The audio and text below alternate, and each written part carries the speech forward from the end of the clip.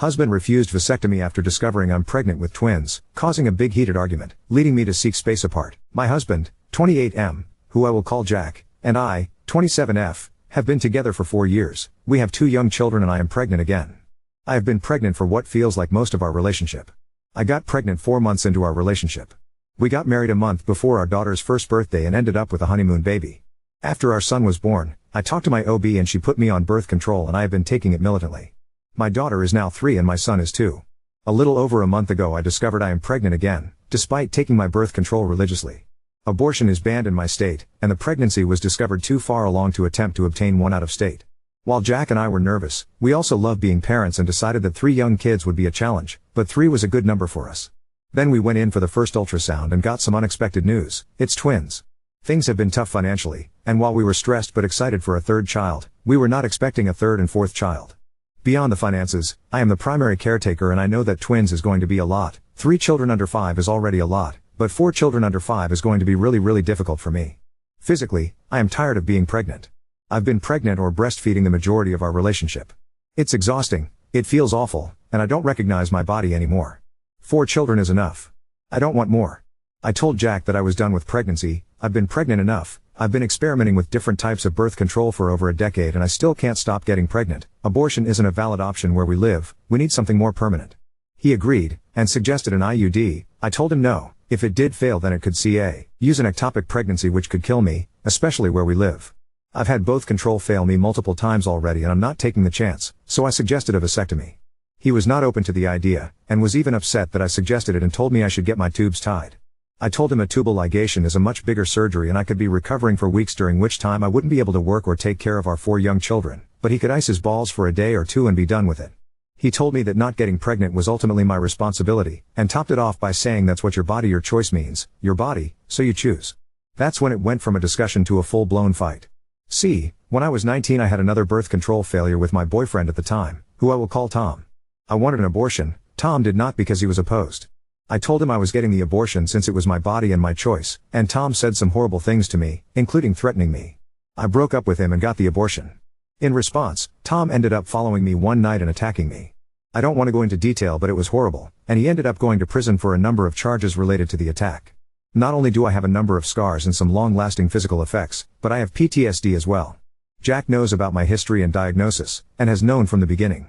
I have a pretty prominent facial scar, so I was upfront about it early on in our dating. Jack always presented himself as very pro-choice, so I was shocked that he would say that. I got really emotional and started crying and shouting, and it turned into a full-blown fight. Eventually I said that birth control is a two-way street and so far I've been the only one managing it, and he said, and now we have 2 kids and 2 more coming. Great job. I told him he sounded like Tom and he got super pissed, basically how dare you compare me to him, and maybe he might want kids one day with someone who doesn't compare him to her felon ex-boyfriend. I was stunned and horrified. I said, well then let's not waste any fucking time. Then packed up myself and the kids and drove to my parents' place. It's been about a week since the fight. I've spoken with Jack a few times and he has since apologized and said he was out of line and was speaking from a place of anxiety after finding out about the twins, but also that I said things that were out of line and it was wrong of me to insist he undergo a medical procedure. He said that can move on from the things I said and that he wants to see his children and be a family again. I told him no, that I didn't want to move on from the things he said to me.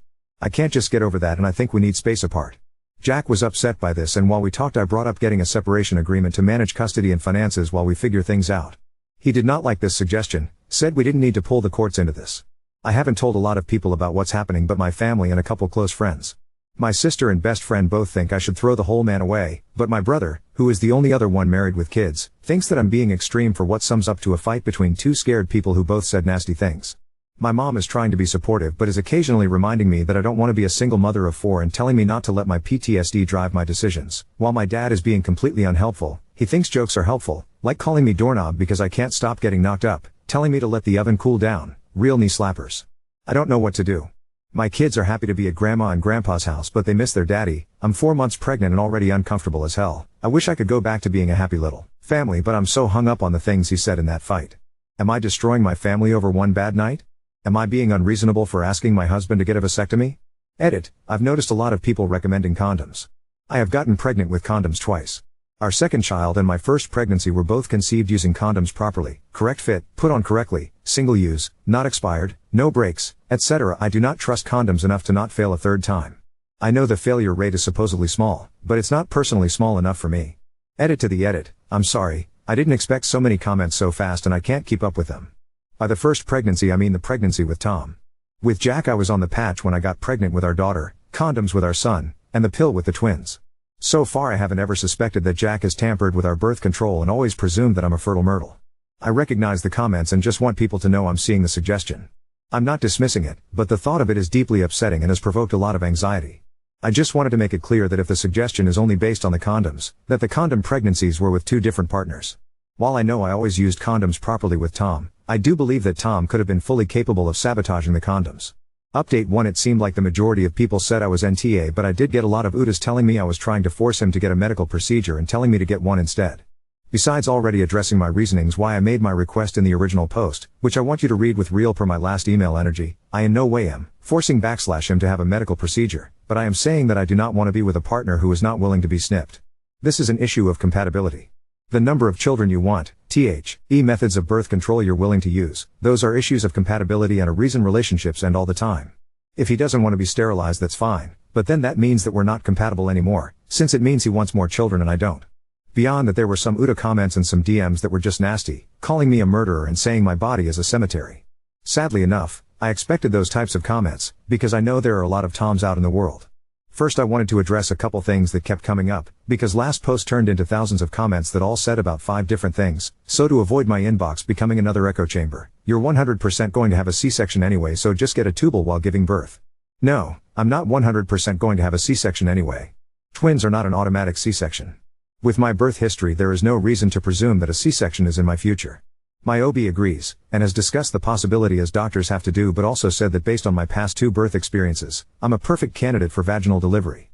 I also am not going to mince words, tubal ligations are less / effective than vasectomies with a much higher / likelihood of an ectopic pregnancy. Ectopic pregnancy can kill me / In fact I got a PM from a woman who is a fellow fertile myrtle who had an ectopic after a tubal. I am rejecting birth control options that, if they fail, would lead to my likely death. I don't want to be pregnant again but I also don't want to die and leave my children motherless, and in no way should anyone assume that traveling to another state to obtain an emergency abortion will continue to be an option in the future. We live in scary times, and Gilead is a real possibility. The comments seem to have the vibe that people think that ligations are magically more effective than vasectomies and vasectomies are more of a whisper of sterility than an actual sterilization method, so for those in the back vasectomies are more effective than tubal ligations, full stop. So I really need y'all to shut up about it. Go to another state and obtain an abortion anyway. I appreciate the personal offers to help I received in DMs deeply, but no. I'm in my 2nd trimester, which I know is still legal in some places. However, I am at a point in my pregnancy where I personally as an individual do not feel comfortable obtaining an abortion, considering I would be even farther / along by the time I could travel, which is not only finances, but logistics as well. I am 16 weeks pregnant now. These babies aren't just clusters of cells to me anymore, and I'm not going to expand on that since it's not up for debate. Why not adoption? With love and respect to everyone who has gone through adoption in all its aspects, adoption is absolutely not for me. This is a thought process I already went through 8 years ago, and now that I'm a mother and not a scared teenager I know it's even less for me. I personally could not go through with it and come out the other side intact. Going through a full pregnancy, having my babies, and then being separated from them would break me. Leave him and give him full custody of the twins, no. Because going through a full pregnancy, having my babies, and then being separated from them would break me. Jesus, some of y'all. Just have a sexless marriage. No. I love banging my husband, obviously lol. I don't want to be in a sexless marriage, and anyone who has been to an abstinence-only high school knows that abstinence is not the way lol. There were a lot of comments assuming I would be perfectly fine with holding sex from my husband and having not dead bedroom, and I wouldn't. I have a sex drive. I'm going to want to bang my husband. Wanting to have sex with your spouse is normal / what you would do about birth control if you divorced and dated in the future. I'm not thinking of dating anyone else right now, because I'm thinking more about saving my actual marriage instead of an imaginary relationship. And if theoretically I did, I would probably seek out a partner who was snipped or was ready to be honestly, or a woman. I'm bisexual, so there's a very good chance that my future partner wouldn't have the right parts to knock me up anyway lol. Jack is sabotaging your birth control. I clarified my methods in the original post, as per my last email, but I did want to address this because it came up a lot. I don't have reason to believe that Jack sabotaged my birth control. A number of other fertile myrtles showed up and brought up they or their family members repeated pregnancies in the face of birth control, including tubals. Accusing my husband of reproductive coercion for no reason other than I keep getting pregnant is a big leap and a weighty accusation. I am not the only fertile myrtle out there, there's a reason there's a whole term for it.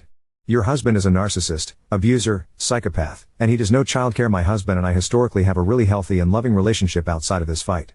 In fact, this fight is the first time we've really had a fight. We've only ever had little arguments that we've been able to talk through. He's an active father. The reason that I do the majority of childcare is due to circumstance between maternity leaves, our job schedules, and the fact that I breastfed my babies. Someone also presumed I'm the breadwinner, which isn't quite true. Jack makes more than me, but we do not have deeply significant differences in our incomes. When he is home, he does his fair share of cleaning and cooking, arguably more than me at times, and parenting. That being said, the things he said in the heat of the moment were deeply concerning, and we're addressing that together. So to get down to the nitty-gritty of the real update, since the last time I posted, Jack and I have sat down together, and had a real come-to-Jesus talk. I'm not going to go through the whole breakdown, but it basically boiled down to this: it's the vasectomy, but it's more than the vasectomy. It was wrong of me to compare him to Tom, but it was wronger of him to weaponize my trauma against me in a very malicious way. The way he intentionally used the same language my abuser used in an effort to hurt me was not acceptable and damaged the trust between us. He agreed it was not acceptable and said that in the aftermath he was horrified and ashamed his own words, and that he, as an explanation and not an excuse, kind of snapped under the stress. Oh, and what he said about his next wife was not an indication of him not being committed to me, but was because he felt hurt and wanted to hurt me back. He has apologized numerous times and seems to feel genuinely bad about it. As for the separation, I am still going forward with it. I need space and time, and I need to take that before the babies come. I am still staying with my parents who, for the record, are not sick of me or the kids. We're a tight-knit family. I only moved out when I moved in with Jack, and my sister moved out about a year ago, so they have been empty nesting, and my mom doesn't like that we live too far, an hour away. What I have realized with space and time is how deeply triggering it was, in a way that I cannot explain to those without PTSD from DV. Those who know will know. It's deeply unsettled me, and I'm having a hard time getting over it, so to speak. There is now a lot of fear of my husband that was never there before, and it's going to take a lot to repair that trust and sense of safety. I cannot make a decision while I'm in this space, and I am addressing this with my personal therapist. Overall, I told him that if he wanted to stay married to me, I needed 2 things from him: marriage counseling and a vasectomy, and even then I still cannot guarantee him anything. He understands, but I do not know what will happen with the vasectomy right now. We focused more on talking about the fight, but he is very aware that it's now a deal breaker. And we have a marriage counseling appointment set up for next week. I'm hoping that counseling will bring some clarity to the situation, and in the meantime, for the next couple months, I'm focusing on giving my kids lots of cuddles and preparing myself for 2 new babies to come into my world, with or without Jack. I've been through a trial to convict my ex-boyfriend of trying to kill me because of an abortion in a deeply religious area. I've definitely heard worse things, and I typically have pretty thick skin. That being said, I am pregnant and pretty emotional, so it's not the best experience. That being said, I do appreciate the level-headed comments when I see them through the sea of comments kind of saying the same stuff over and over. I'm not reading a lot of them if what I can see in the comment notification starts off nasty, so a lot of it is just inbox white noise. My favorites are the ones that start off with "I'm not going to read that but." And I just think lol same. Like you don't want to read my post but expect me to read your comment that was made without even reading the situation? Lol nope. And there are a lot of people conflating providing someone with a hard choice with forcing someone into a medical procedure, and it just makes waiting through for the actually helpful comments more tiring. Thank you though, I very much appreciate the kindness. Sorry, I've gotten so much of the same nonsense, I guess I needed a little vent lol. I want to be honest with him about where I am emotionally because I want him to make an informed decision. While the vasectomy is a deal breaker, it's really my secondary concern.